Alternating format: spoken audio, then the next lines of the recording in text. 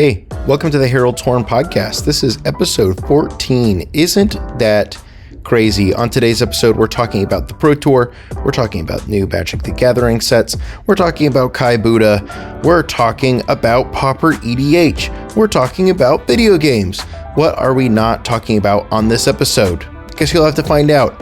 After the break, I am joined by Derek of the Pauper EDH Rules Committee to talk about what I already said. Pauper EDH. It's a fascinating way to play Magic the Gathering. It's a fascinating conversation. I know you will love this episode. Thanks for listening.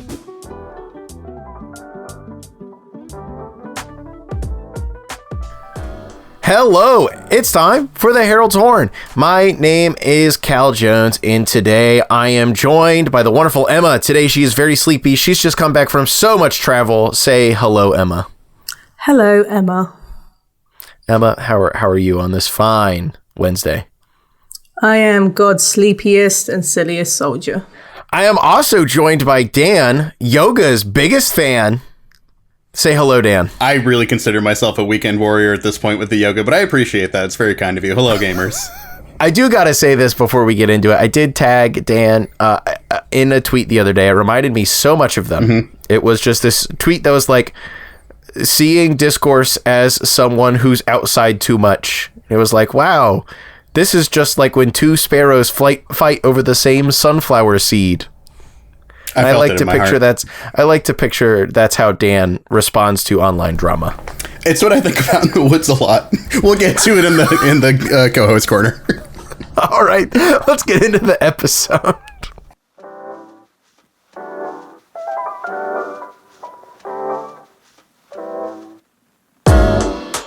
And welcome back. As always, we are going to hop directly right into the news. The biggest news of the last 2 weeks, as it so often seems to be, was that there was a Pro Tour. This one was a very special Pro Tour indeed, since it featured for draft and, if we're being honest, for the entirety of Constructed, the newest Magic the Gathering set for the next one day after recording.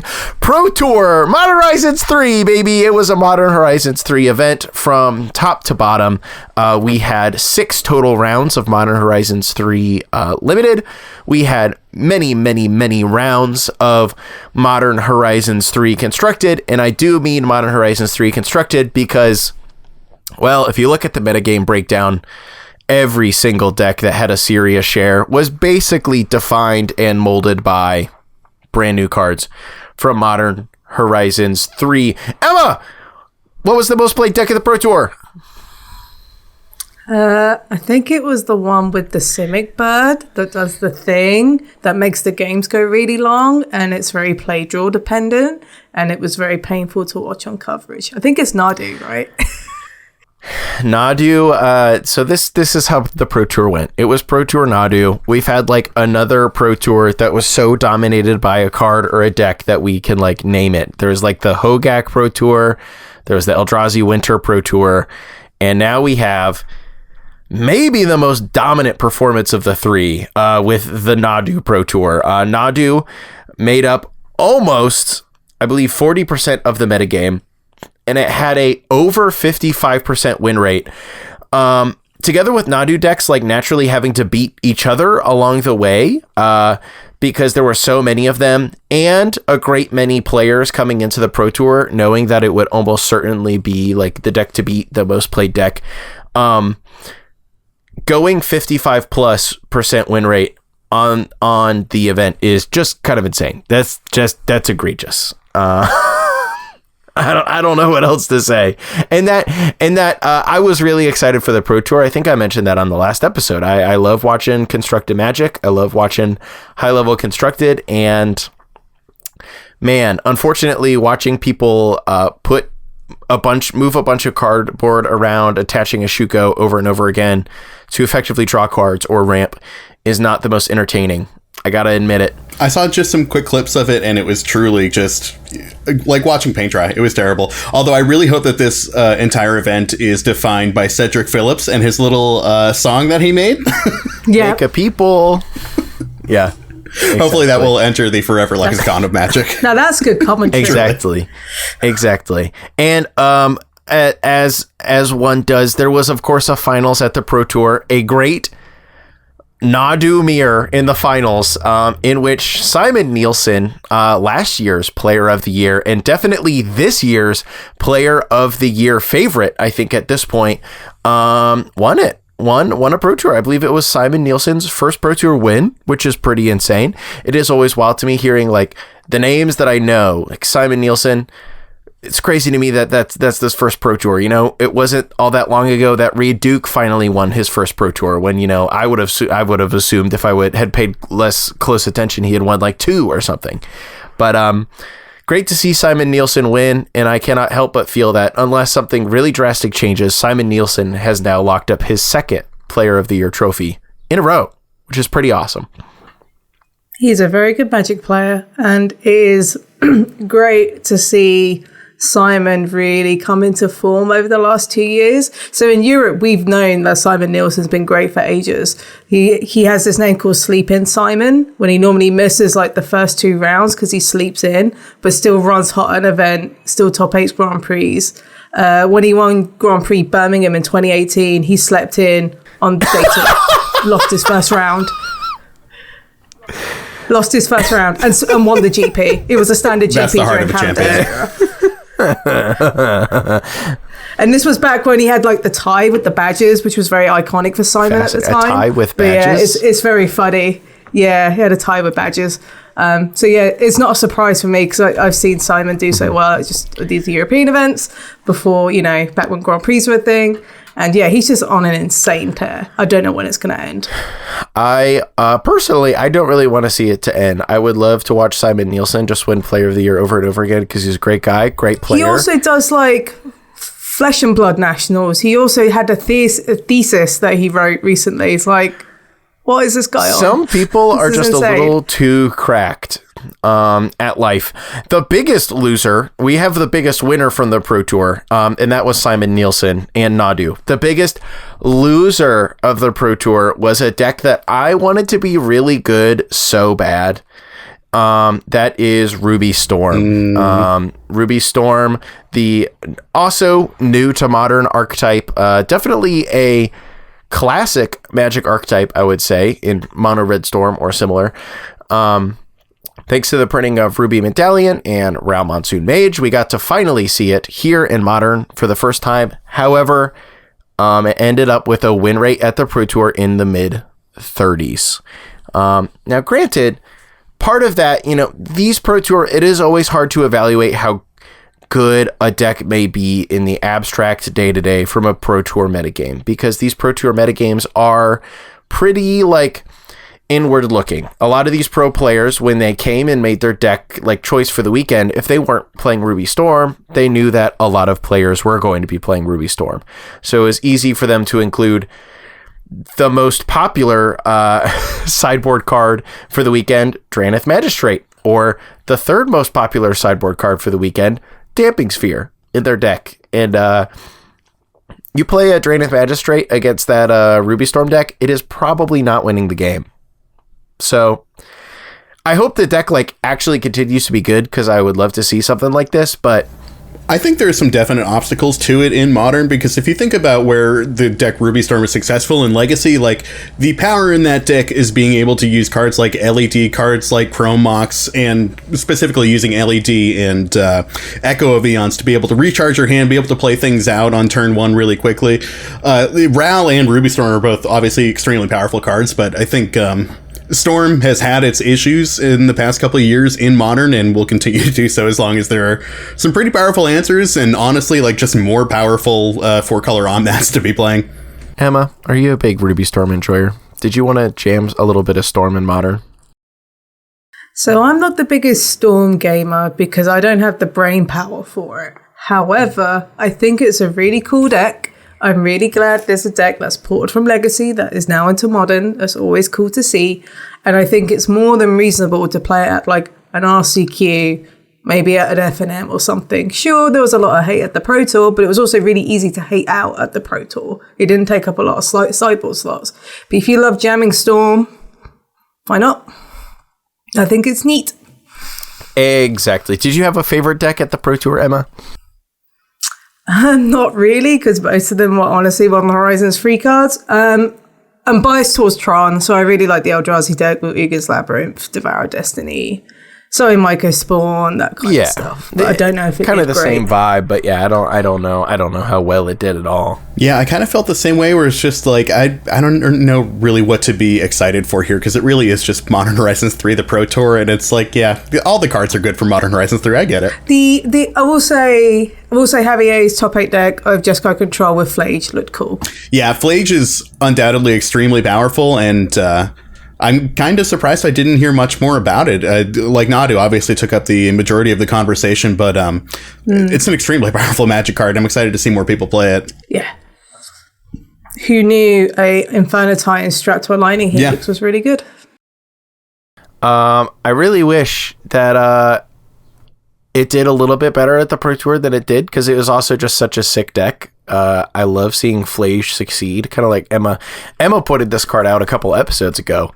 It is a sick card. Yeah. It is a sick card. Mason Clark also designed it. He's great. It's true. He was just on the Scry Babies podcast, which I am the editor of, and he told a fun story about how that card basically stayed the exact same through the entire design process, from his thought to finished product. Which is extremely rare when it comes to designing cards for Wizards. They go through dozens of iterations, but that one stuck around. Maybe we should just let Mason also design the final Titan. I believe it has been officially named, but it does not. It has been officially named. I don't remember what it has been named, but I know there's not a card for it yet. We have Uro, we have Kroxa, and now we have Flage, and there is also another one.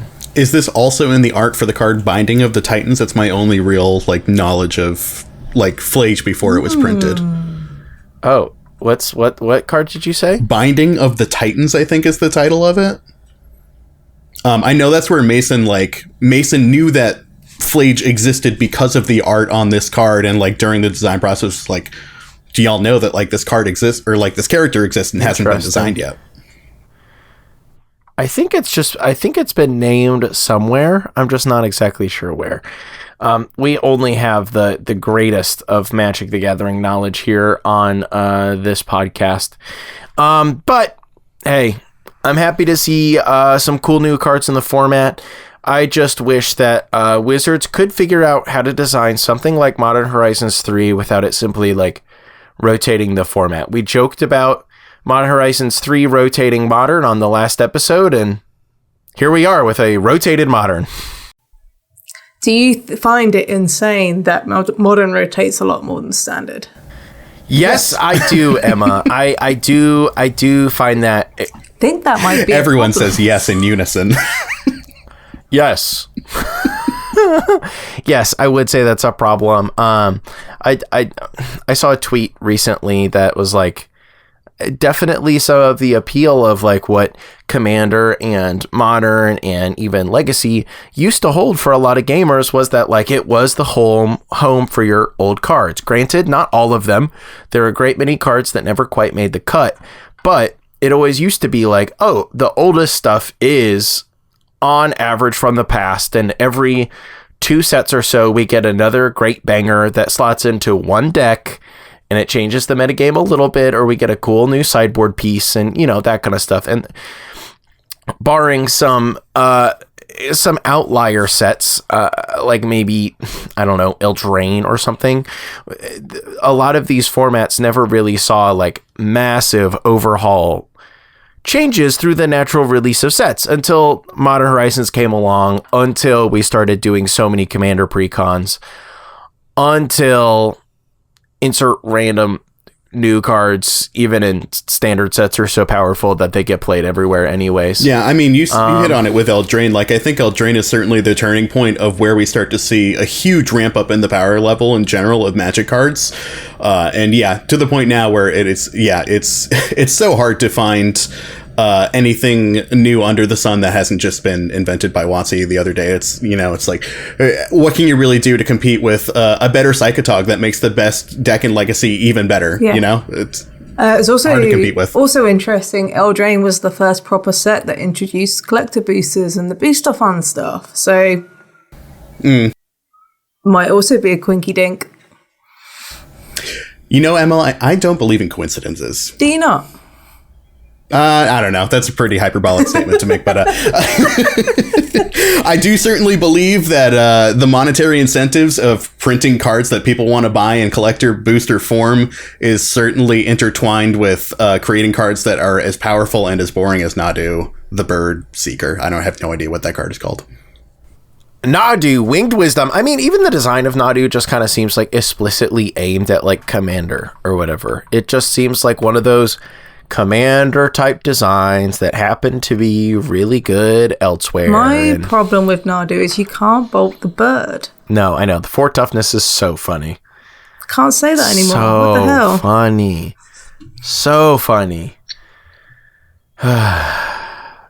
Dan, can I bolt your bird? If you want me to draw a card, but not draw a card, but maybe put a land into play, yes.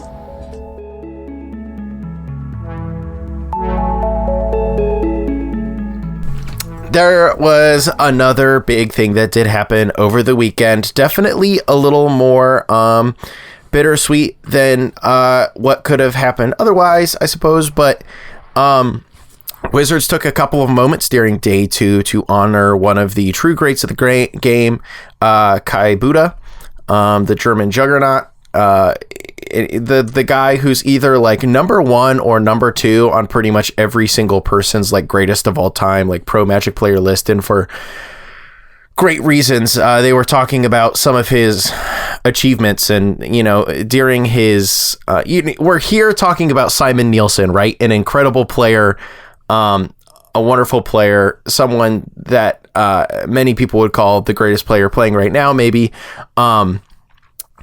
And he has won 1 Pro Tour in his entire Magic the Gathering career. Kai Budde, during his big run, won a Pro Tour on average every 6 months until he had won 7 Pro Tours.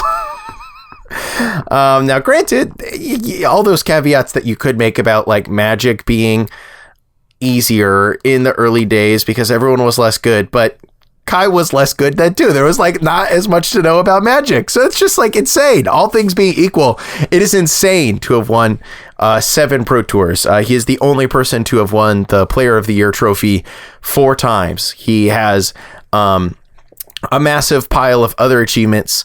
And Wizards of the Coast decided to honor Kai Budde by naming the Player of the Year award after him, the Kai Budde Player of the Year trophy. Of course, they basically did announce that this is all coming around for a quite sad reason, which is that Kai has had cancer for several years and it has now taken a turn for the worse, and I would assume is effectively terminal. It was a very bittersweet moment at the Pro Tour this weekend as the community got the chance to celebrate a legend and also, I think, mourn a legend of the game, obviously. He's only in his mid-40s. That's kind of insanely sad. But he also got to get up and chat for a bit, talk for a bit, and he pretty much just said he loves Magic. He's been playing Magic for 30 years, and he's going to be playing as much Magic as he can in the time that he has left. And of course, he backed up that claim by immediately winning the PTQ that they have for people who wash out of the Pro Tour on Sunday. So he borrowed Matt Sperling's modern deck and crushed the Pro Tour qualifier. So Kai's back on the Pro Tour because he wanted to play more Pro Tours than he he wanted to play more Pro Tours than he automatically qualifies for by being in the Hall of Fame. Another one of his achievements. So that was definitely a big moment this weekend, big bittersweet moment in Magic's history. It is kind of wild to me that Magic the Gathering has been around long enough for this kind of stuff to happen. You know, it doesn't seem to happen to me a whole lot in a lot of, especially these nerdier archetypes. There's not many people who are around so long that they end up honored in this way. I don't know. If you think about it in comparison to like other sports, making music and things like that, there's not a lot of things that you can do for 30 years. And for someone to have done it that long and be that tremendously good at it is certainly something worth celebrating. It was lovely to see the tribute to him, and lovely to see lots of pro players and people on Twitter, all sorts of Magic personalities coming out with very kind and lovely words to say about him. He truly is very sad. He's a very young guy, and as long as he's been playing is... it's very sad. Emma, do you have anything to say about Kai Budde? Yeah, he doesn't lose on Sunday, so that's why he won the PT qualifier on Sunday. Exactly. True. Proven. Also, forever proven. It's about as good as it gets, right? I was at MagicCon Amsterdam, and I spent a little time around like the PT area doing some coverage for Channel Fireball. On the Sunday, there was literally a queue of people wanting cards signed and hugs from him because this was post-announcement. And Kai just seemed like he was beaming, like grinning on his face. It's like, yeah, let's talk about Magic and all this stuff. And it was very wholesome to see. I do recommend listening to the announcement if you can tolerate it. It is very emotional. There is a lot of crying, but Billy does a good job of just expressing the weight of the situation. Mm-hmm. Yeah, I think Wizards posted it as on play.gg, I believe. They did the announcement of the Kai Budde trophy, and then there's like the Twitch clip of the whole thing. Mm-hmm. I recommend watching it. I can definitely link to it in the podcast description and all that. Wizards definitely did good by this guy, I would say. Yeah, if you want to watch William Jensen get really emotional, and all the pros you know and love get really emotional, and Kai Budde look pretty chill the entire time. I cried. I watched that and cried. Yeah. I was in tears afterwards. It's totally fun. Yep. It's very, very sad, very emotional video, but an excellent tribute to an incredible player. Yeah, a beautiful reminder that truly is the human element of this that makes the game so strong and so much fun, getting to share it with other people and getting to know other people and have these fantastic memories associated with it.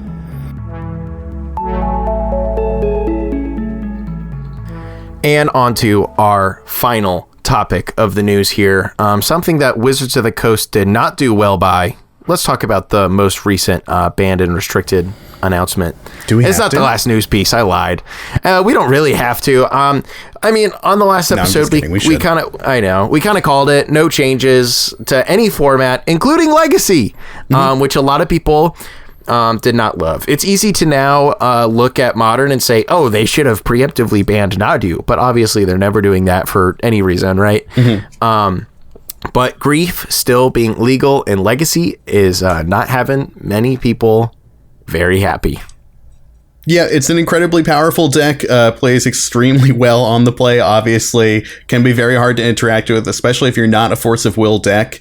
And like I said earlier, the new Psychotalk Frog is just so good, just really fills the holes in that deck that ever existed, if there were any. But pick just a Force of Will, pick just a Grief, it's just the whole package. It's really, it's a machine.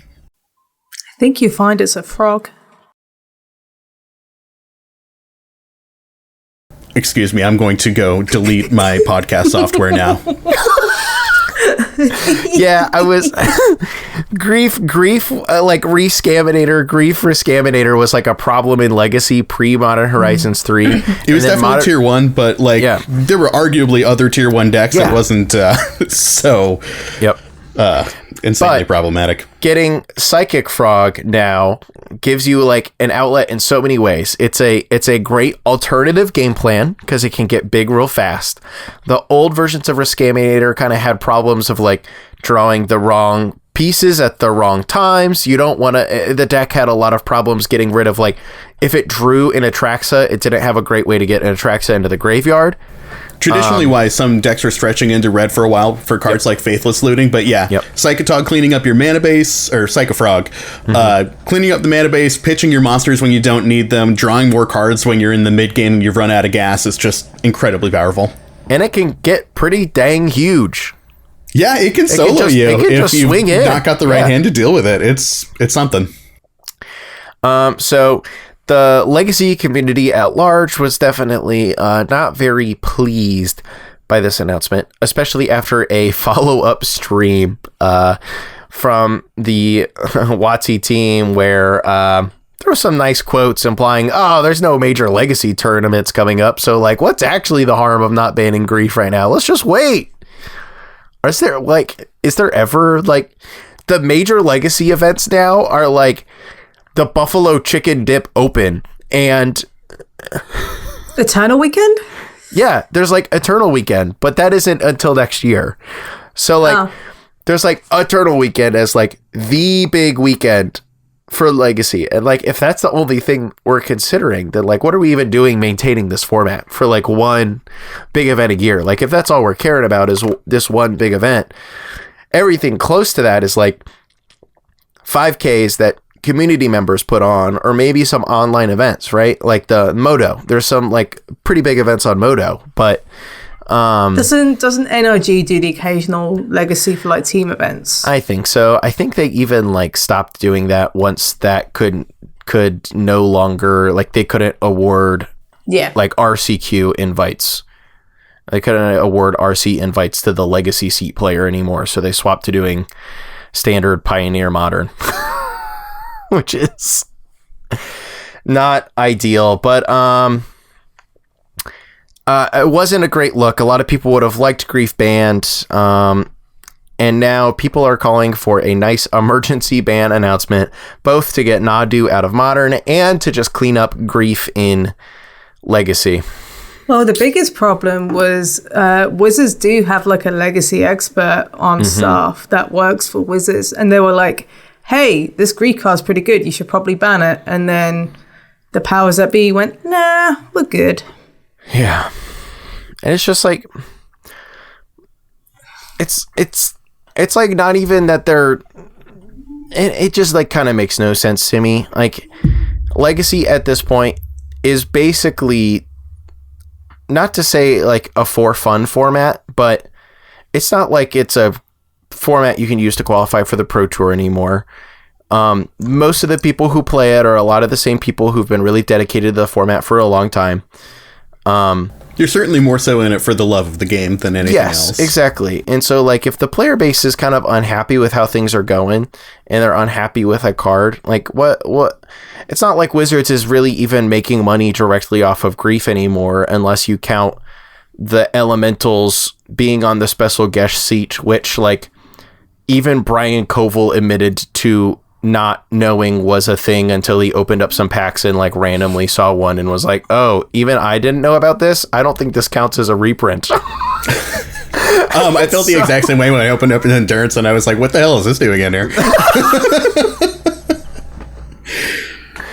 So yeah, I don't know. So I think this is all under the guise that like MH3 is going to fix the problem, right? Correct. But like, yes, this is all under the guise that they wanted to see how MH3 fixed. Should presumably shake up the format. You got Chthonian Nightmare. Shake up the format, but you got Necro Dominance. You got that bad combo deck now. So now you can play a bad combo deck, or you can play the better version of the best deck. Emma, which you choosing? Bad combo deck or better deck? Best better deck, obviously. Oh, ooh, gamer. We got a gamer in the house today? Okay. Well, I saw someone being like, oh, well, Vexing Bobble will counter the Grief. And someone was like, my brother in Christ, you're on the draw. The Grief is removing the Vexing Bobble from your hand. I saw someone tweet the other day, one of the new Assassin's Creed cards, Flashbang or something like that. Smoke Bomb, thank you. I think it's an artifact for 3 mana ETBs and gives all creatures Shroud. Someone, I guess, on the design team had been arguing to make it cheaper to try to interact with Nadu, but still, I think not even the answer to that. Well, I think that's enough about the BNR, unless Emma has some hot BNR takes to add. Emma, any hot BNR takes? Will you be joining the Legacy format panel? God, no. I know. I'm kidding. I'll do it. No, who was it? Koval said anybody who would take that position shouldn't have it. Yeah, I was going to say. I agree with that wholeheartedly. Wait a second. Emma took a position on the Pauper format panel. That was thrust upon her by God. Exactly. That's what I'm saying. It was her holy mission. That was her Joan of Arc moment. Much like the Blues Brothers. True. Emma's mission was to It was very, very Joan of Arc Blues Brothers-y. My favorite genres. All right. I love that historical crossover. Wow, Assassin's Creed sounds great. I got the serialized John Belushi.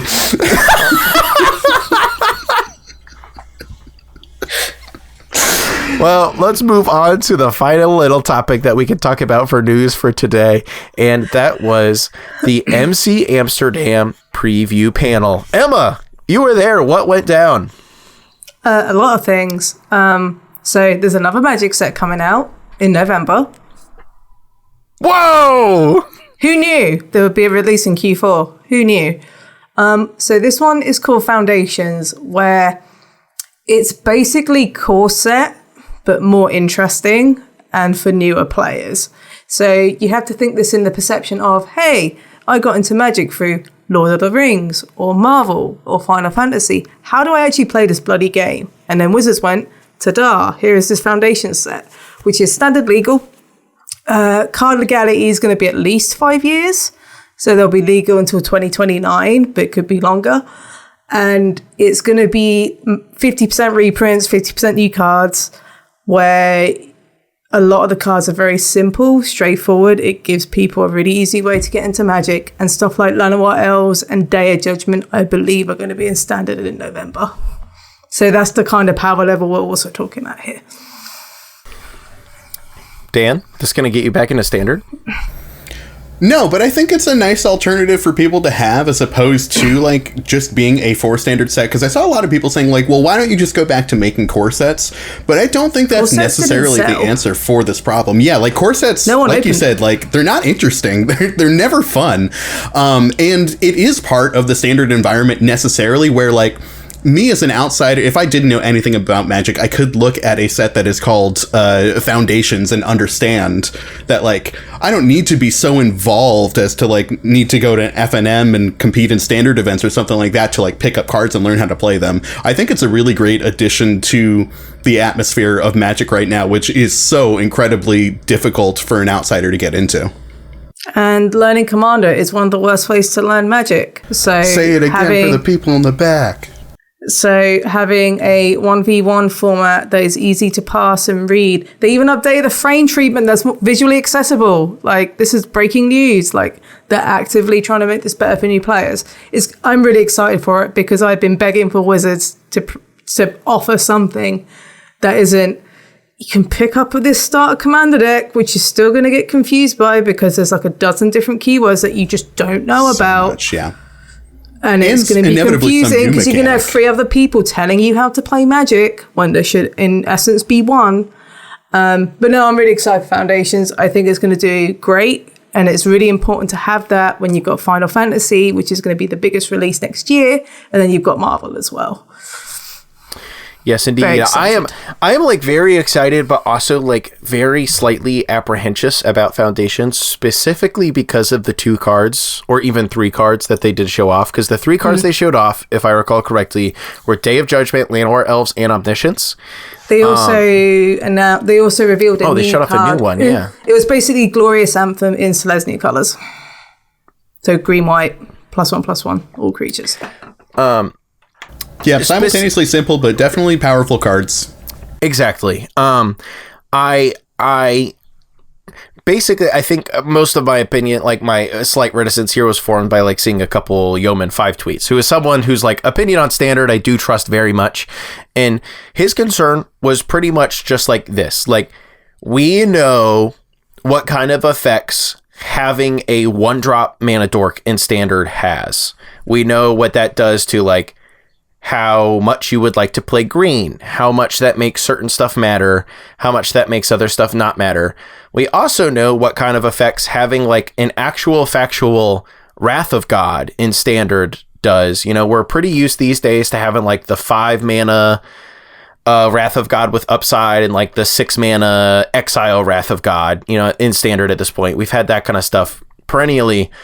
But if I recall correctly, the last time we had a Wrath of God, legal and standard was when Day of Judgment was printed in Zendikar block and therefore was legal and standard.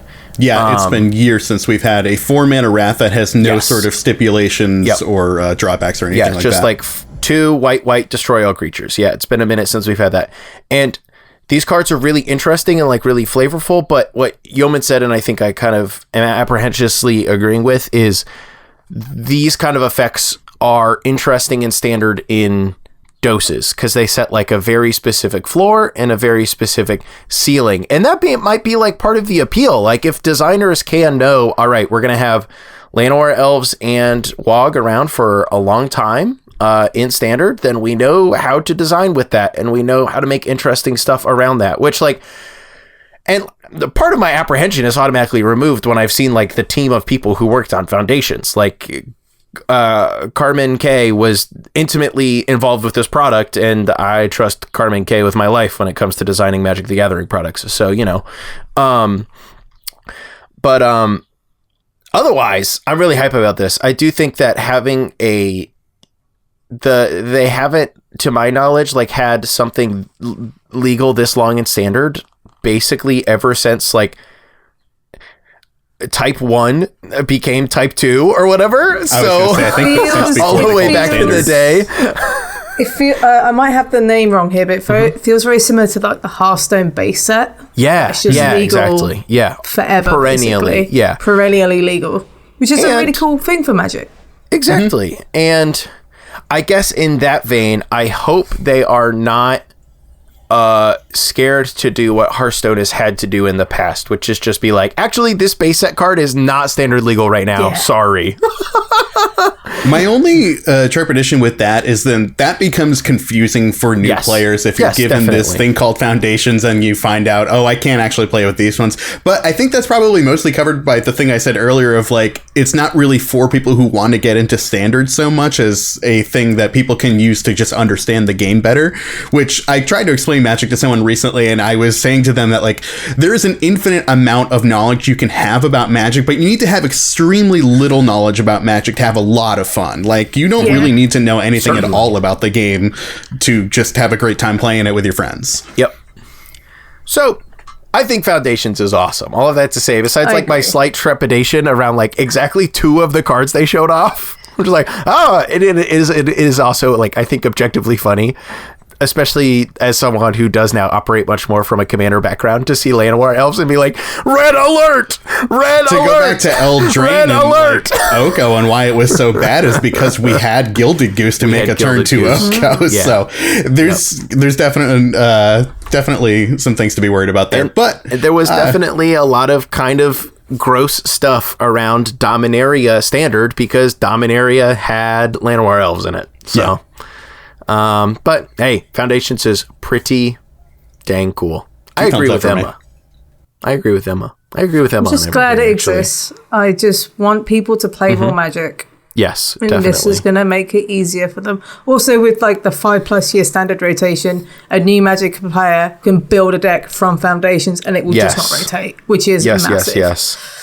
And it's just like, oh, I have these cards, or even if they're not all going to be from Foundations, that does just like provide a solid core of cards that you'll always have to mess around with, and you don't have to worry about getting new ones. No matter what. Anything else from this preview panel? Anything else, Emma? Foundations was the big one that took up a good chunk of this preview panel. The second one that took up a lot of time was Duskmourn, which is the release after Bloomburrow. It drops September 27th, I want to say. And this is the Stranger Things 70s, 80s kind of slasher horror style theme standard set, where you're in a big spoopy house that is constantly growing with endless rooms, and there's some demons lurking around, and people have got to escape it. And the people are escaping are like the planeswalkers, so Kaito's in it, the Wanderer's in it, Tyvar is the jock, the typical, horror jock with the chainsaw having a laugh, that kind of thing, or with a baseball bat. It's very like that style of horror. It's not for me personally, but a lot of people seem pretty excited for it. It's releasing close-ish to Halloween as well, like before Vegas, so people are gonna love it. I would certainly put this in the category of like Magic characters in a funny hat sort of thing. It's fun though. It's campy. I don't know. It's all another drop in the bucket of it's kind of cliche, but people just love that style of horror. And if people love that, that's great. The art direction seems fantastic for it. It's really strong. From what That's one part I'm very excited about. The different art treatments are very cool. The art references I think are very fun and cool. It seems like a Universes Beyond kind of set, but it'll be fun, I'm sure. Yeah, you got Delirium's coming back, which was a really cool mechanic back in Shadows over Innistrad period. Makes sense for it to return here. There's a new cycle of ley lines coming. They revealed one of the white ley line, which cared about life gain. Also for the Commander Precons, Arch Enemy is coming back as well. So it's very House on the Haunted Hill, where you're playing together and then somebody's the traitor and then you've got to beat the traitor. They brought back Arch Enemy, which is also quite cool. Not for me, but I could tell people are stoked for it, and I'm happy for them. It is, this is the very funny set. This is the first one where I can ever say it's egregiously not for me, because horror is just the one thing that my little baby butt has not been able to handle. I cannot do horror. Even the silly campy horror. No thanks. I've had enough horror lately because of Phyrexia and Marching the Machine and just proper funky body horror. And I understand this is a bit more campy and a bit unserious, but it's I'm kind of done with this genre.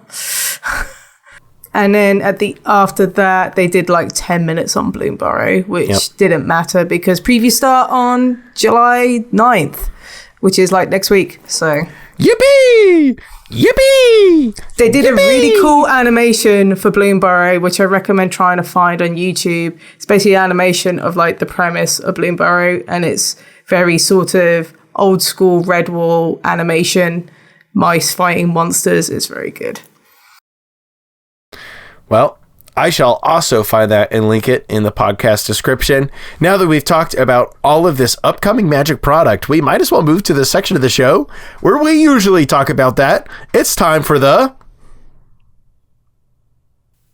Product Watch. I didn't realize you were waiting for me. My microphone was off. You or Emma, either one. I was really just waiting for someone to do something. Emma, do you want to do... No. I thought Cal was building the suspense.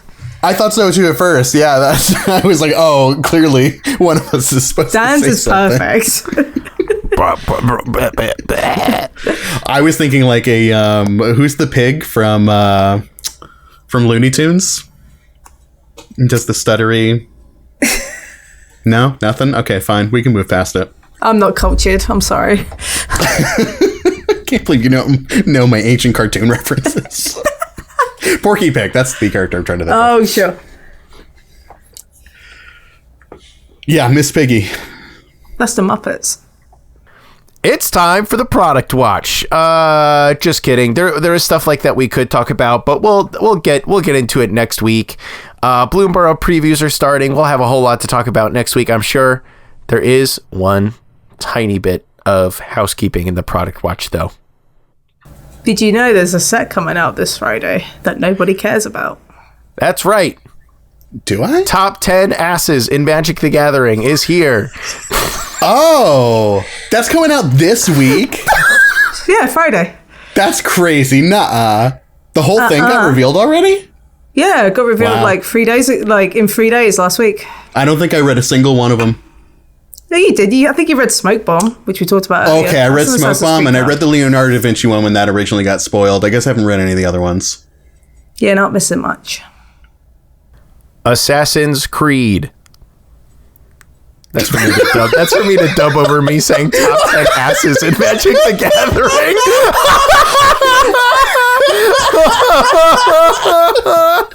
I think you just let that one run as is. I agree.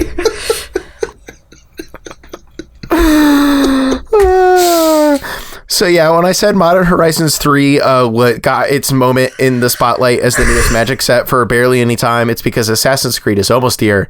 If you like Assassin's Creed, go and buy the cards. I'm sure this set is for someone, and the set is for people who like Assassin's Creed, kind of like we talked in the last episode. I have not been able to read or retain a single one of these cards. They exist now. It's cool for somebody. Yeah. It's just bad timing. Real bad timing. Because this is also not indicative of the quality of the cards, but I did see one card where the art was just a guy in a hoodie and blue jeans, and I was like, that's Desmond. funny. That's Desmond. That's the main character. Because they literally just took the sprites from the game and just touched them up. Because why would they do anything else? It makes sense to do that. I mean, I guess. But the problem with Assassin's Creed is you've got Modern Horizons free. My thumbs are up. My fingers are up, by the way. I'm doing a count. There's no Commander product, which seems like a huge miss for Universes Beyond set. And thirdly, Assassin's Creed Shadow was meant to release this month. It got put back until November. So this is another release where Wizards have just been screwed over due to like the development hell of video games. Because we had it with Baldur's Gate way back when. And it's just like, well, this Wizards can't move releases as fluid as, say, Ubisoft and a video game. So it just looks really bad.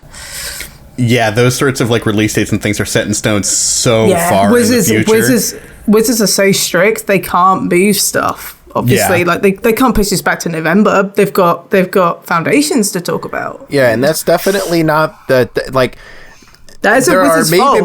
There are maybe other sets where, like, if it was a different set coming out in November, they maybe could have pushed them a little close together. Though we all know how that went for Unstable and 40K. That was kind of rough. But you definitely don't want to try to take any air out of the room for either a fairly premium Universes Beyond property or your brand new rebranding and trying a new thing with core sets. That'll be around for 5 years. So, yep, Assassin's Creed, it's here. Speaking of things that people like, what if we go to the co-host notebook? How do we feel about that one? I like stuff.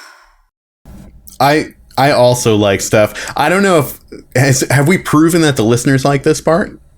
Welcome to the co-host notebook, where Cal really refusing to answer that question.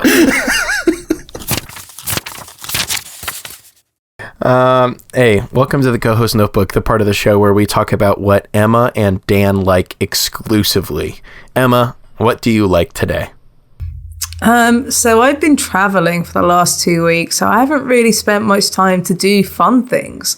I guess my hobby over the last 2 weeks has been sitting on aeroplanes and waiting in delays like an adult, and it's very boring. Sounds horrifying. However, the Steam sale is now on, and I have purchased a couple of games that are in the Steam sale that I am excited to play, such as the rest of the Dragon Age games that I missed out on because they're like a couple of bucks. And also Disco Elysium because I love RPGs that have a political narrative because I'm a nerd. So I'm excited to get into that one. Disco Elysium is incredible. Heavily recommend. You should just start playing that one right now while Dan talks about the things that. Do you want me to screen share or? Yeah, just a little screen sharing in the podcast recording. But no, largely unexciting because I've been traveling a bunch. So that's fair. Dan, anything exciting? Anything that you have written down? Well, obviously, episode 420 of Skippity Toilet came out this week. So the guy comes out of the toilet. You know the deal. I've been spending a lot of time in the woods. Spent a lot of really good movies coming out lately. Tons of really great horror movies coming out this summer, which I know both of you don't care about. But me and the Scrybabies have been going to the movies a lot. That's been a lot of fun. So nice. Sounds fun. Been spending a lot of time in the movie theater. Been spending a lot of time buying records. I actually, this past weekend, saw the singular best record collection I've ever seen in my entire life. This guy had maybe 2,000 records, so like a relatively small collection. Yeah. But every single one was like original pressing James Brown, original pressing Pharoah Sanders. I almost spent like all of the money I've ever made in that room, but I had to like rip myself away. But found some really great records there, and I can't wait to go back. And no, I will not tell you where it is because I don't want to dox myself. Will you tell me where it is? It won't matter to you because this is just in some guy's house. Oh, I know. I'm going to show up at that guy's house. Okay, I'll bring you if you come back to Redacted. I'll bring you. Question for both of you. Are you doing anything for America Day, or is what you like to call Independence Day? I do like calling it that. I like said American Day. I like calling it Freako Mode Day. I go freaky. Go freaky Describe. for America. Okay, Yeah, describe. go on. It involves sitting in my backyard with a 30 rack of Miller High Life. I will not be answering any other questions. That's a pretty good one. I think I'm going to watch extremely old movies, and there will be fireworks happening outside of my friend's apartment that I'll be able to see from inside the apartment. So it'll be like Nice. sort of festive, but unintentionally. The best kind of festive. I think so too. Our friend group that we have here in Columbus does take any opportunity to get together and like play cards and drink beer. So that's probably what we'll cool. be doing. So Oh, I'm going to teach someone how to play the basic land game. I guess that's what I'm planning there on you go. for. BLG, baby. Emma, are you doing anything to celebrate the election of your new king?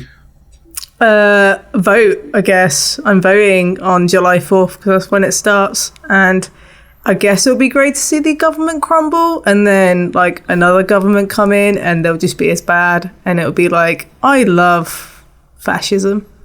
Basically. It's like an allegory for another country I've heard of. Well, America. That country is called the State of Denial, which is what I'm in, thinking about how long it's going to take for me to edit this half of the show. I've got Thank a fun... you. Oh, Oh, wait, the funny political fart joke. yes. Yeah, it's not really a joke. It's more of a fun fact. So in the UK, we call a fart a Trump. Mm-hmm. So Donald Trump is Donald Fart.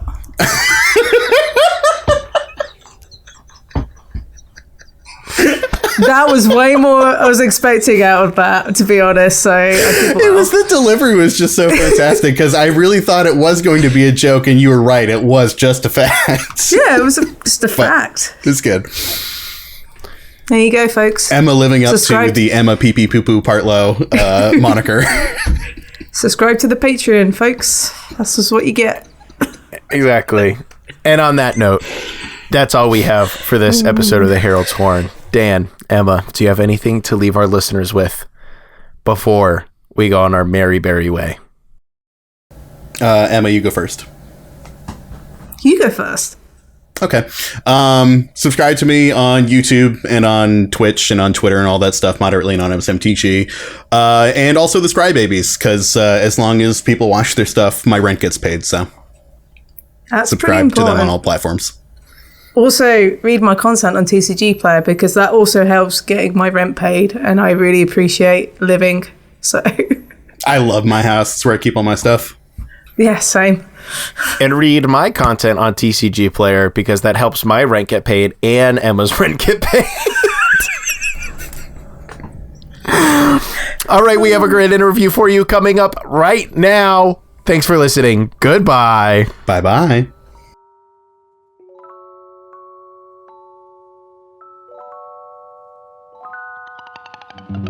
Hey there. Thanks for listening to this podcast episode.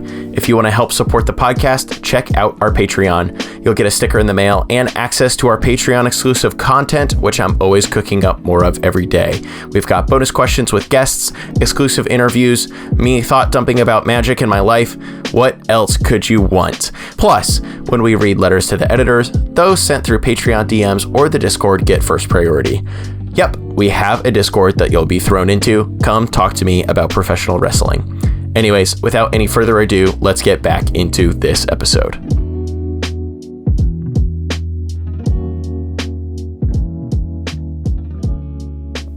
And welcome back.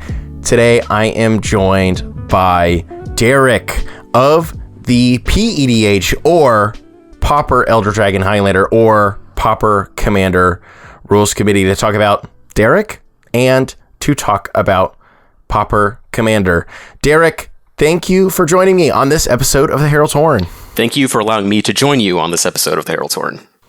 Of course, Derek. We've gone back and forth on Twitter quite a lot in the past, especially back in the day when I was a little more active on Twitter.com, because you are one of a great many evangelists of the fan-driven sub-format, not even a sub-format, I guess. It is definitely its own thing. Pauper Commander, for those who don't know, for me, it's pretty obvious as to what the name Pauper Commander translates to. But Derek, can you give us the pitch for what Pauper Commander, the format, is? Yeah, so much like you said, I posit that it's a completely separate format from Commander at this point. We have our own rules, our own ban list. It's really its own thing. And essentially what it boils down to is you can have any uncommon creature in the command zone. Doesn't need to be legendary, just any uncommon creature. That also includes backgrounds, for example, like your background has to be an uncommon background. We have 30 life instead of 40. We have 16 commander damage instead of 21. So life total is adjusted a little bit to account for power level of cards and a flatter kind of power level across the format. And then your 99 just has to be all common cards, printed at common, either in a printed product or Magic Online. We follow like the 60-card Pauper card legalities. Yeah, so like whatever legality is legal in Pauper is what you would then follow. Much like basically. Commander follows like Vintage. Yeah. For example. Pretty much. Yeah. Like, like Ashnod's Altar, for example, is a common. Beetleback Chief was a card that was printed in Plane Chase, printed as a common in Vintage Masters Online. That's a common for the purposes of the format. And that's pretty much it. Is there really much of a ban list? 2 cards, and as a CDH player, you'll recognize these: Mystic Remora and Rhystic Study. Yeah, those are both technically commons. They've been kicked out. It's interesting when you look at the cards that are available at common. You quickly realize that these 2 are egregious power outliers. And what they ended up doing was just. I'll preface it by saying, like, because the power level across the format is so much flatter with commons, we are able to pay a lot of attention to like the competitive metagames, and they were doing a lot of harm on that side of the format. And obviously, like even in casual games, like do you pay the 1 is. Like grating, like it's something that nobody likes to hear. So it was a pretty close to unanimous vote to kick them all out. Yeah, no, that certainly makes sense. And even if they were like kind of close on the power level spectrum, they are notably some of the most annoying Magic cards of all time to play against. So that's not exactly a play experience that if you were, say, for example, starting from 0 and kind of just getting to do your own thing. Just get him out of there. Get him out of there. No room. So, Derek, a little bit about yourself. How did you start playing Magic the Gathering? Oh boy. So my uncle, back in 1995 or so, was a sports card dealer in the Northeast, Cape Cod, in that area. And he just came into Magic, like selling Magic cards at, events and fairs and these sorts of things, and he got into the game that way and started selling cards, and sort of I just kind of glommed on by osmosis. Like the first packs I had the pleasure of opening were like Chronicles, so like beautiful white-bordered Brassmen and Fallen Angels, these sorts of things. Some classics. Yeah, some really great evocative cards with really great evocative artwork, and that's kind of what drew me in. And the art of the game is something that I carry, as a huge part of my experience of the game now. But from there, just playing at home, making up rules because we're too stupid to understand the rule books at that time, playing with whatever rules you make up with my brother and so on. My dad got into the game years later. I travel around with him. Being in like the DC area, like Star City was very active in that region. So got to play in a lot of like tournaments, like PTQs, these sorts of things. I was never like successful as a competitive player, but it was fun. My dad liked it. He was good at the game. I was much less good at the game, but it was a great time. As one is, exactly. And then I got out of the game a little bit when I graduated high school. So going to college, I didn't really play any. Got back into the game 2013. So like from 2005 to 2013, basically from Ravnica through Return to Ravnica, I was out of the game. And then when I got back into it, Commander was the thing that really compelled me to just get back into the game that much harder, because I had a pretty deep collection of cards already, playing for so long. So that's pretty what I've been doing ever since then. And then I found Pauper Commander, devoted a lot of time to that, and here we are now. There's a lot of minutia in there, a lot of history, but we'll just say that's how I got to where I am. Definitely the overview. You got back into Magic at pretty much the exact same time that I started playing Magic, which is kind of fun. It's a good time. RTR, inflection point for a lot of people, it seems, one way or the other, right around there. Like a lot of people got back into it around Innistrad, Return to Ravnica. A lot of people started around there. I remember back when I first started playing again, like I would watch the SCG Open streams on the weekends, and I'd be constantly Googling cards as I was watching because I have no idea I don't know how to play. I don't know what a Planeswalker is. I don't know what a Snapcaster Mage is. What are these cards? What do they do? And you know, that's kind of how it's carried through into how I approach the game now. Is I'm very like research heavy. I have a very deep card encyclopedic knowledge now. I love that stuff. Too much brain power, maybe wasted, maybe put to better use. But you know what? It's there, and it's not going anywhere. That's magic. I think that's just magic, really. Yeah, it must be. So, Pauper Commander, you got into it. You said kind of is there an official like start date of Pauper Commander, or is it's like as a formalized format? Is there a beginning, or was it just kind of like people being like, oh, we think this is a fun way to play, and something more coalesced around that? What is the beginning history of Pauper? Yeah, I mean, initially it's pretty much just that. Like the first kind of inklings of it as something that existed in the public knowledge was back in like 2013, 2012, like on old MTG Salvation forums, basically. Because like, you know, the idea of let me play Commander but just use all common cards is not like a hard conclusion to reach as like a smart Magic player. Oh yeah, for sure. It's not something that I think any one person invented. It's more like here's a cool here's a way that we can play, and then more. Yeah, people, here's a fairly logical thing to do almost. And then you know people started trying to formalize rules around it pretty unsuccessfully. Like there were a couple threads in MTG Salvation that didn't really go very far. Someone else a couple years later decided to try making like a Weebly website to host official rules. Didn't really go very far until about 2017. There's a website called pdhhomebase.com, which is where is like a kind of the central hub of the format now. But back then it was mostly just a website run by one guy on Reddit named Salty River. His name's Kyle. He lived in China, I think, at the time. And he just has the website where he was just writing about Pauper Commander. He put out a call on Reddit like, hey, does anyone else want to write articles? I want to like grow the format. I was one of the people that initially responded to that. That's where I got involved. A couple other folks as well that have kind of like waxed and waned in terms of their involvement with the format. But then I started just writing articles for this website pretty infrequently, like maybe once every 6 months or so. I'm a very slow writer because I'm very thorough. But it kind of started that way. And then we realized that like this is a really great opportunity now that we had some content under our belts to like actually push an effort to consolidate rules and formalize something in a way that, you know, had a lot more weight behind it than what was going on before, like rules that we could market. So what ended up happening is we each kind of went off and tried to research all different ways we could find that people were playing this format and just kind of draw a line of best fit. Kind of pick rules that were reflective of the origins of the format, rules that, you know, benefited from a rule standpoint or a gameplay vantage point, like the 30 life thing, for example. It just seemed to work really well. And it's something that people had been experimenting with in the past. So that's something we stuck with. Any uncommon creature, not just legendaries, has been a thing since the first inceptions. Yeah, well, because even the rarity thing was always a factor, but back then the only uncommon legendaries were like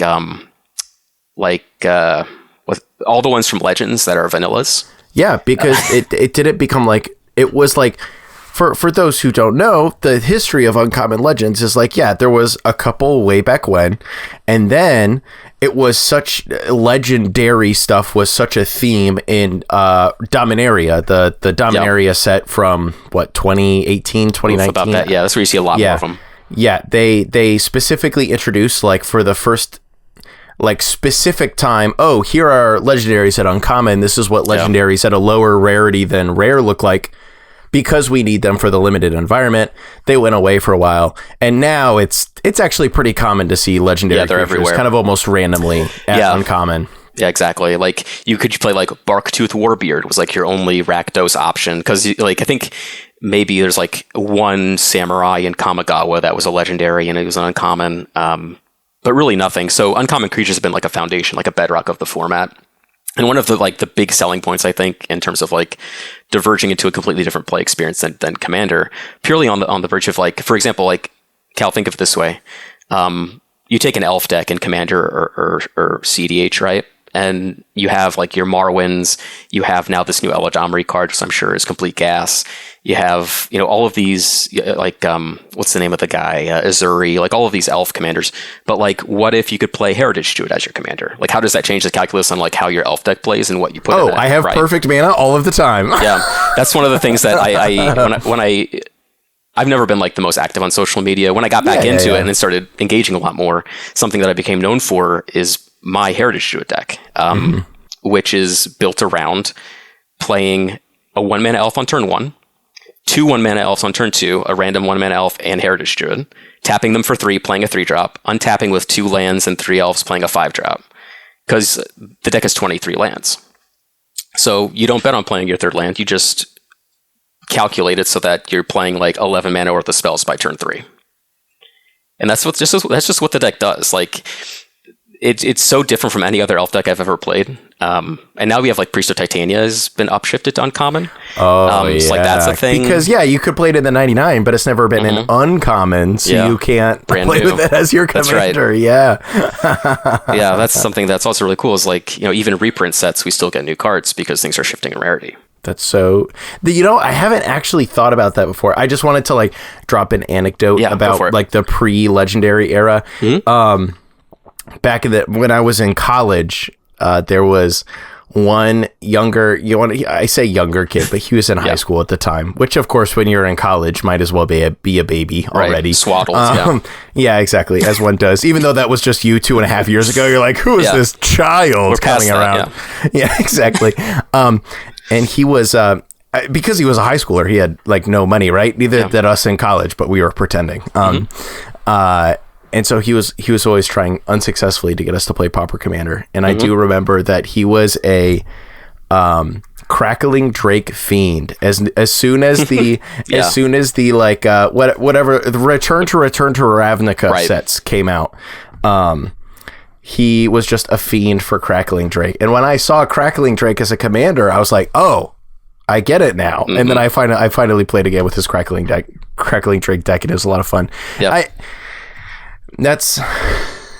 I think that is one of the really cool appeals to the format to me, is like you were saying, like, imagine you can play like an Elf Ball deck or an Elf Matters deck or whatever, but you're, rather than having to, not have to, but like Heritage Druid as a commander or even Priest of Titania as a commander is a whole lot different than so many of the legendary creatures that have kind of been like purposefully manufactured to be elves commanders, right? Rather than like maybe an elf payoff piece, and or even like Crackling Drake, for example, as a commander, versus so many of the, is it spells matter type of commanders that have come out over time, or is it legendaries of the past, which did kind of fit within a specific archetype of what they could do or couldn't do.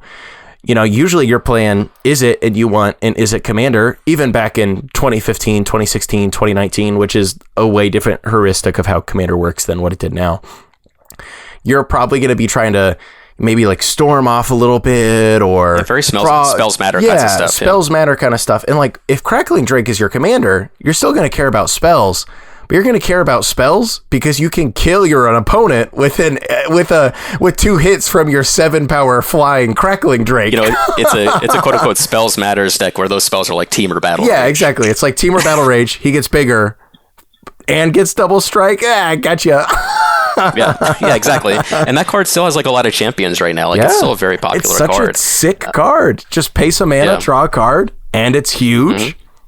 I'm in. And it never gets smaller. You can exile a graveyard, doesn't matter. Like, that card's resilient. Exactly. So you have kind of explained some of like the appeal of Pauper Commander, and you obviously have been so involved in Pauper Commander that you are on the Pauper RC. Not to ask. So I think this is maybe a question for those who are like entirely disconnected from the Pauper EDH community. I think when a lot of people think of like a rules committee or some kind of like community driven format who have people who run the format, we have now the Pauper committee running Pauper. Yep. We have the EDH rules committee running EDH, and we also have like the main other like standout is there's a team of people who decide and vote on the points list for Canadian Highlander. And so not to ask, what do you do, Derek?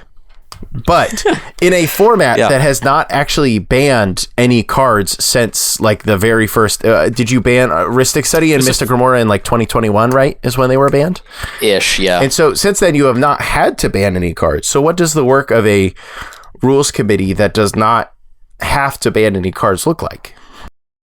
So a lot of it is just receiving hatred from the community for decisions that they don't certainly. like. Yeah, of course. Yeah. We are focused on like growing the format. We try and make sure that like we are marketing the format appropriately, setting expectations appropriately, just being like the first and foremost like ambassadors for the format. That's like a huge part of it.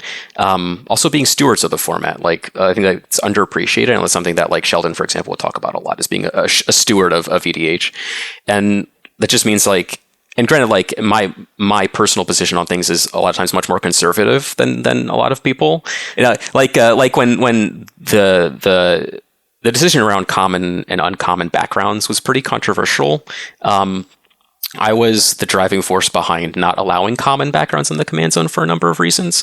I don't want to get into the nitty gritty of it, but like it's like these sorts of things when they come up, we need to think about how we need to approach them. Somebody has like, to make a decision because people are going to ask the question. Yeah, and initially, I mean, a good example of this is like back when Eldraine came out, original Throne of Eldraine, and there were adventures. Like adventures were something we'd never seen before, and we had to decide how they worked. This was way before there were like legendary adventures now, where like the EDHRC has like said this is how they work, whatever. Like we had to come up with that decision because years and years ago. Because there's a lot of uncommon creatures that are also adventures. Exactly. And it was kind of funny, like when legendary adventures got printed, like we were able to say, oh yeah, we've been doing this for years. Let us tell you exactly how this works. Hey guys, don't worry, we're on it.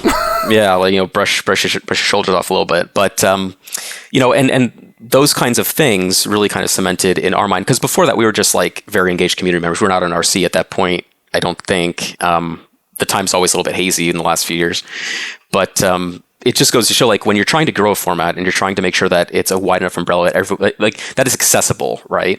You need to make sure that everybody's playing by the same underlying foundation. And it became very clear that like with all these people with different opinions about how adventures should work, like there needs to be a central hand saying, this is how they work, this is how they work in the format, and like we're just going to move forward from here.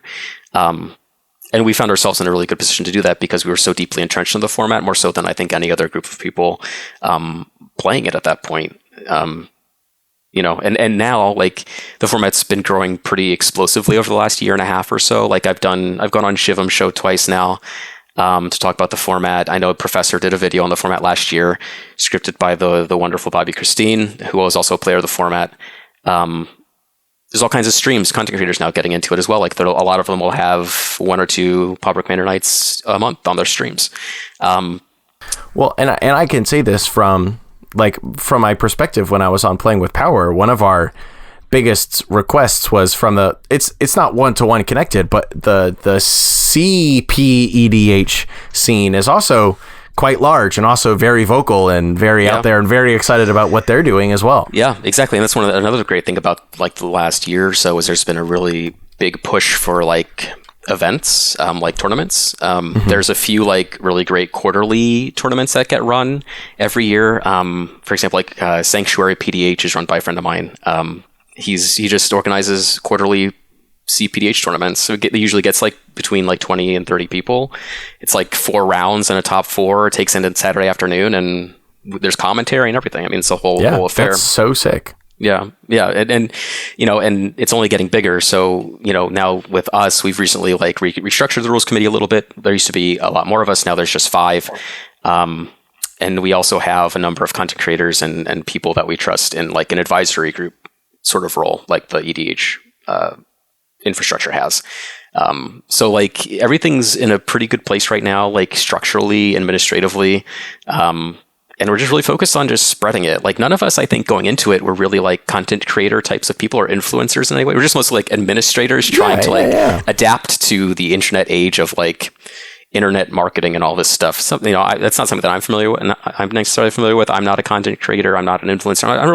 I try to be a personality as much as I can because I have one of those. Yeah, certainly. but yeah, I mean, it's just learning and growing constantly. And luckily the community has been like super, super great about it and stepping in to fill in the gaps where we need them to. So I think when I maybe got more into, not to continually draw comparisons to EDH when we kind of established at the beginning that it is kind of an entirely different thing. Well, they have a lot in common too. Yeah, certainly. Very popular singleton, have a card in the command zone, community built up from the ground up formats. Yeah.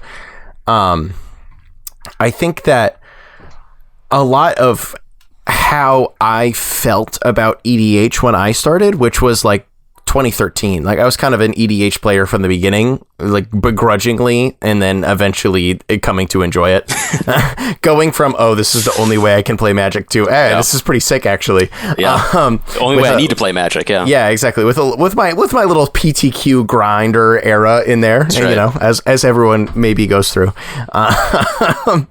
But back then it did kind of feel a lot more like it's a like community thing, because like I know the RC like tries a lot, and it still is ostensibly community driven in some way, and they take a lot of community feedback, and the people involved are kind of all like community members. But it just like got so big, and Wizards got so involved with dictating the cards that were good, because they literally create them and all that kind of stuff. That, right. Wizards gets involved every single set by printing a new precon, and every precon has some kind of card that matters to someone, and Oh boy, howdy, don't they? Yeah. Yes, exactly. And that's like very cool and nice in its own way, but I think like where Pauper EDH gets at some of that original magic of Commander is that like a lot of what you have to work with is just commons, and commons now are more powerful than they used to be, obviously, because they changed how they wanted to make limited sets and all that kind of stuff. But especially when so many cards that people would like to use are just like random uncommon creatures, that totally gets a lot more at like this is what I have to work with, and that's cool kind of philosophy that I really enjoyed about EDH when I started playing. Right. Yeah. So I have two big thoughts here. Yes. The first is that like it goes back to the heart of like restrictions breed creativity, like that old adage, which I subscribe to wholeheartedly. Like nothing makes you kind of rethink a lot of how you contextualize these cards when you can't play with anything other than them, right? Like just on my desk, like a Deadly Recluse, right? A 1/2 reach death touch for a green and a colorless, right? Like in the right deck, like this card is absolutely busted. It blocks everything in the format. It trades with everything. There's bite spells, like Rabid Bite deals its damage equal to its power to another creature, so it just Doom Blades things. And there's like tons of redundancy too. Like there's a lot of cards like this. There's a lot of cards like Rabid Bite. I can list them all off the top of my head because I play mono green decks all the time in this format. Rabid Bite, Master's Rebuke, Ram Through, Cosmic Hunger, this new one, Horrid Assault, fight spells. Like, there's tons of redundancy. So, how I like to describe it, a lot of the primary play patterns is a lot like Limited. When they've been making more and more signpost uncommons, like modern limited design is really catered to this with signpost uncommon creatures. They just set you on a build path, and it's very easy to get into the format, which kind of hits on the second thing is that like availability is accessibility is a huge part of the game right now. That I don't think enough people are talking about. Like Modern Horizons 3 came out, and now we have like 8 $70 mythics or whatever. That have been added to a pile of like $70+ mythics from throughout Magic's history that you quote unquote have to have if you and these are all cards that people want to play. Yeah, these are all cards that people want to play in Commander. And like not only are the cards inexpensive, but they're so easy to acquire. And because like there's so much redundancy, the power level in the format is so much flatter that you don't have these like wild power level disparities. Like in any random casual pod, if you bring a CPDH deck to a casual pod, you very well might just get stomped because like the combo decks, they can win on like one turn with Freed from the Real or whatever, like all these busted cards that exist at common. Like they can combo out a table, but like you have to play a game of Magic to get there. There are no like efficient ways to tutor them up, very little redundancy, and like those specialized kinds of effects. It's like Freed from the Real, there's no other card that does that. It's just that. like Ashnod's Altar combos, it's the only card that does that. So you need that one card, and you need to find it. And there's very few ways to do that. So you have to play like a functional game of Magic in order to combo. And if you sit down at a casual pod with a combo commander, they're going to beat you to death before you can do it. So there's a lot less of like, you know, these bad beat stories of sitting down to a pod and you're there with your casual deck playing a game of casual commander and then somebody combos you out on turn 3 or whatever, you know. Yep. You don't just get spiked out of games. And it's a 7, please. It's yeah, exactly. 7. Oh. Like every deck in Pauper Commander is literally a 7, and it's just a fact of the matter, not an opinion, you know. Yeah. Yeah, it's just like metagame dependent, really. And the competitive decks are out to do a certain thing, and in a competitive metagame, you know, they're able to do that. They very well just may get crushed in any other environment. And I think that is like one of the truly appealing things to me about PDH. Like from the outside, you know, it's classic. I've had people for 4 years, you know, well, if we go all the way back to Solomon from Superfly Comics and Games. Hey, Solomon, if you're listening, you probably are actually. He is now a grown man. You know, I've had people in my ear about PDH for, holy moly, 6-7 years now. And good. It's yeah, exactly. The community is passionate, Derek. They sure are. They always have been. No one knows more than I do. Yeah, like exactly. Sometimes I have to rein them in, like, yeah, exactly. like call the dogs back, you know. Yeah, exactly.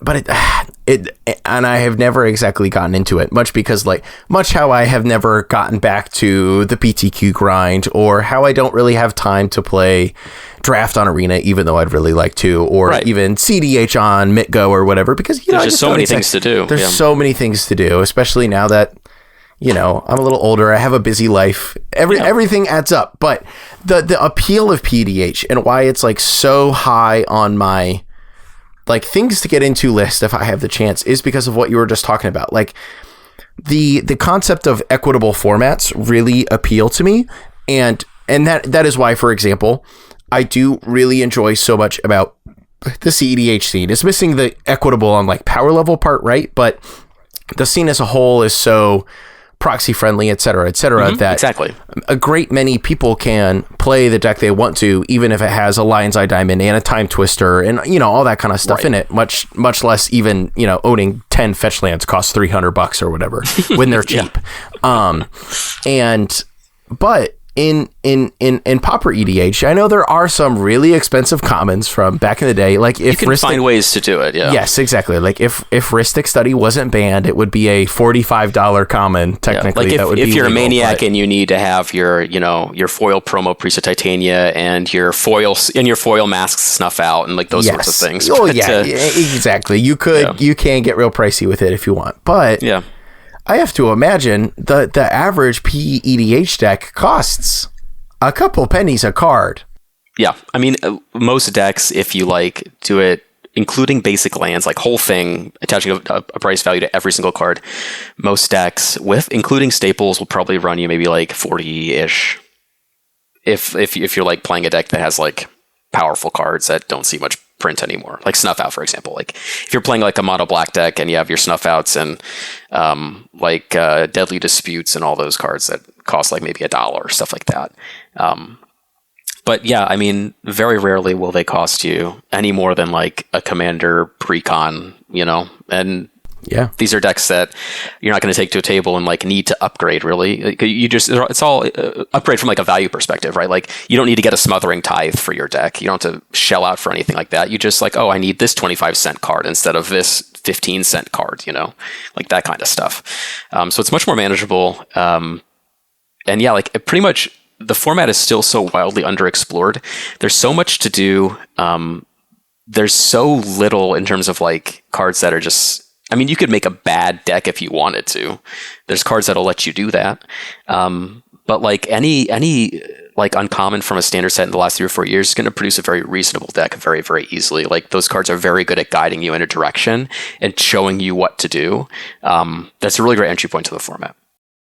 And I think like probably one of the big advantages of that too, like you said, talking about some of the newer stuff, like once you build a deck, it's not exactly like, like Smothering Tithe comes out in the Return to Ravnica sets, and then suddenly a whole bunch of people are like, "Oh, brother, I need to spend $30 on this new white card." Yeah. It's like, oh, Smothering Tithe got reprinted. Now it's only $15 instead of $30. Yeah, exactly. But opposed to like, oh, this new common got printed in. Phew, okay, it's not constructed playable, so it's not even a buck. Yeah. I mean, you go to any like Magic Con and you just walk by the draft event tables, you just pick up their chaff. You have a deck right there. Exactly. And so I think we have kind of gotten like a holistic picture of what you enjoy about PEDH so much, and why you're so enthused about it. It's a pretty, I think it's a very interesting format because you have a lot of chances to use a great many things in the command zone and otherwise that you would never be able to otherwise. It is a very equitable format in two ways, such that naturally it's pretty power flat unless you're like specifically doing something like purposefully bad, maybe. Sure. Yeah. Which, hey, I have EDH decks like that. I get it. Exactly. And very equitable in the cost, in that, you could go and get your judge promos, et cetera, very quickly spend $100 on a foil common if you wanted to.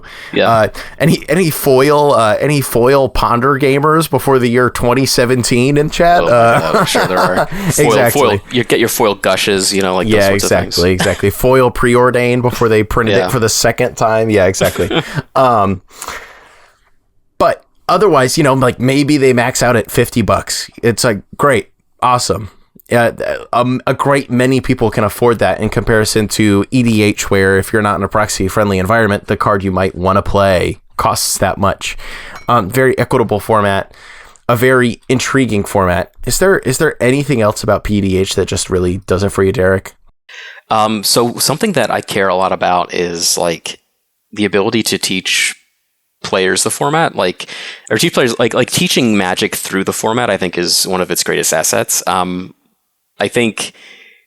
already think that Commander's a pretty good way to do that. For a lot of reasons, I think that PDH is a lot better because, again, like the cards are very simple. Like you have cards like cancel. You have cards like Rabid Bite. You have cards like shock. Like these very simple spells that do something. They're very basic. It's very nuts and bolts. It's a great way to teach people mechanics of the game in a way where like those things are not easily outclassed. It's a very safe environment to do those things. I've taught a lot of people like how to play Magic like through this sort of infrastructure, and it's been really beneficial. For like a lot of those reasons that you covered, like it's not something that's intimidating to build on. Like once people get into the game this way, they can like stick with it in a way that's not, going to edge them out on power level or price. It's really great, and it's like he's mentioned before, like it's totally community driven, which is like one of the most beautiful things about it. Like that's why everyone's so passionate about it, because everybody's been just like playing it for so long in their own little corners. And then only recently have we like consolidated everything. Back in like 2017, I said, so maybe 7-8 years ago now. So like we're still growing, and there's still a lot of stuff to discover.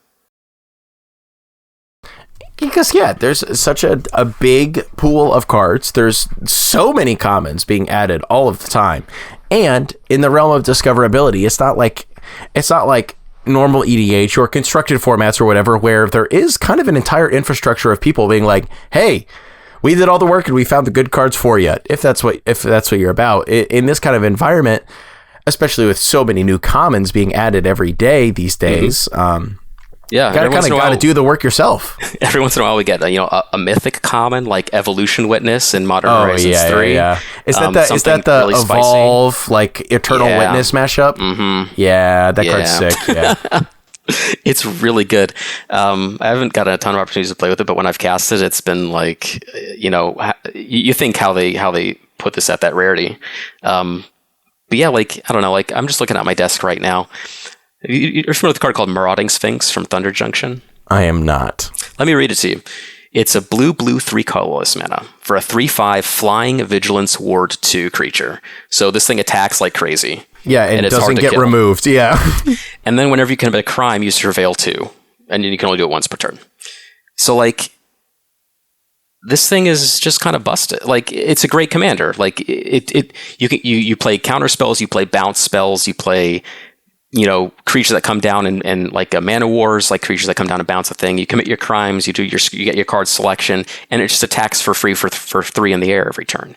Like that cards like real quick. Yeah, I mean, it's like, this card isn't like super powerful on like the grand spectrum of things, but when you think about like what this does when it hits the battlefield against like a deck full of commons, it's really resilient, it's very aggressive, and it does a lot of stuff to like keep you in the game. Like it's a lot about just recontextualizing cards. Like what now, like with this uncommon creature, like now what cards are good with this that were not good elsewhere.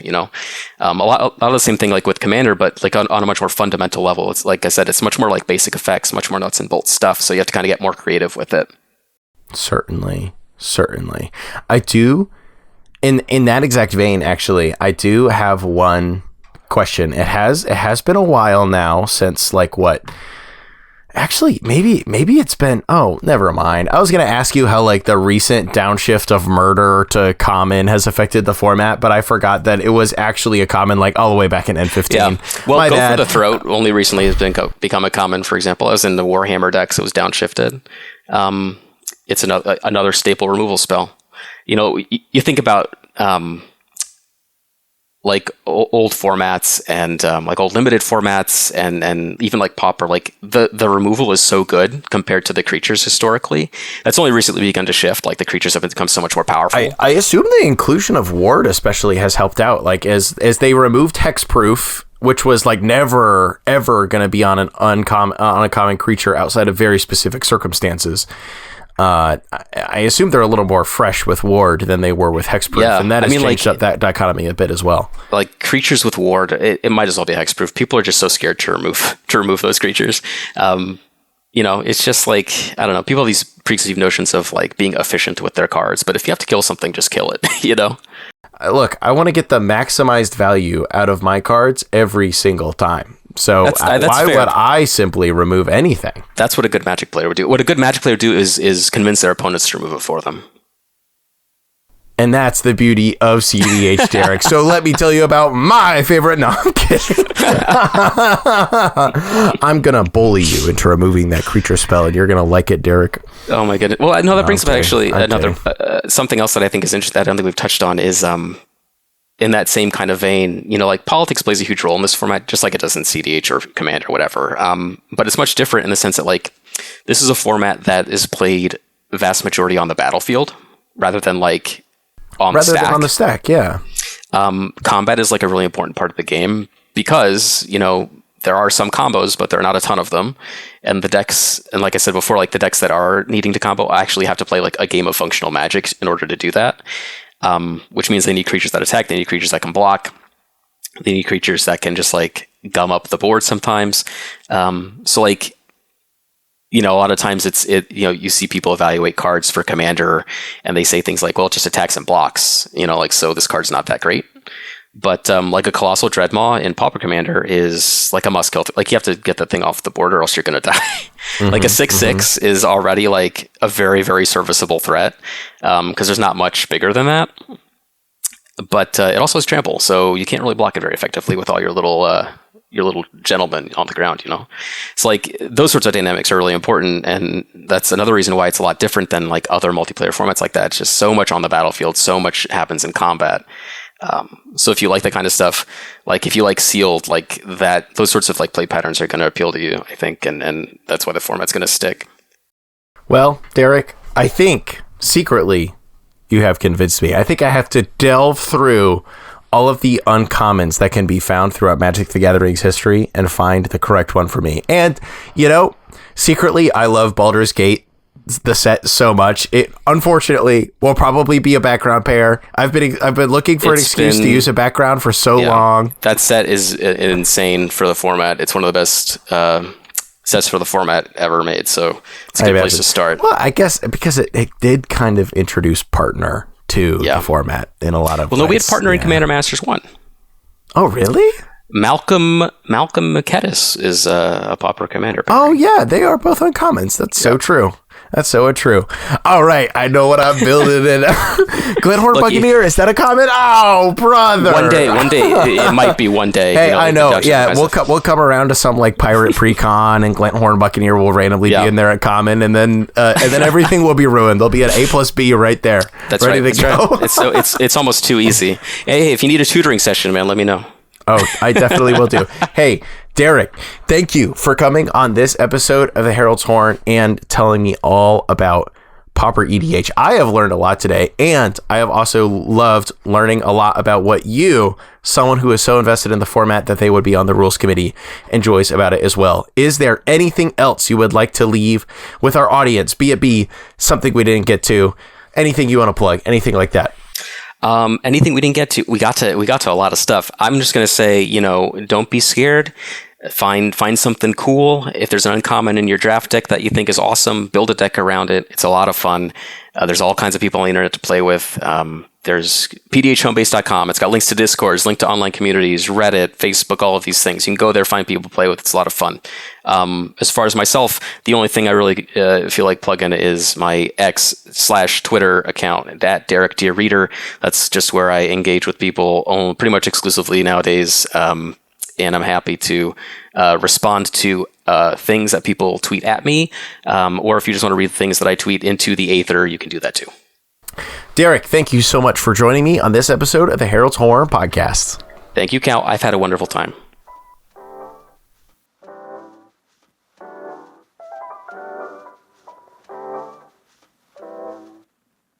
Thanks so much for listening to this episode of the Herald's Horn. Herald's Horn is hosted, edited, and produced by me, Cal Jones. The co-hosts are Emma Partlow, Lexi, better known as Black Girl Mage, and Dan, better known as Moderately Anonymous MTG. All of our info lives in the podcast description. If you want to reach out to me, whether with feedback, you want to give me money, or you just want to send a letter to the editor, hit up editorial@heraldshorn.com. Thanks again for listening to the Herald's Horn. We are having so much fun creating it. See you in 2 weeks.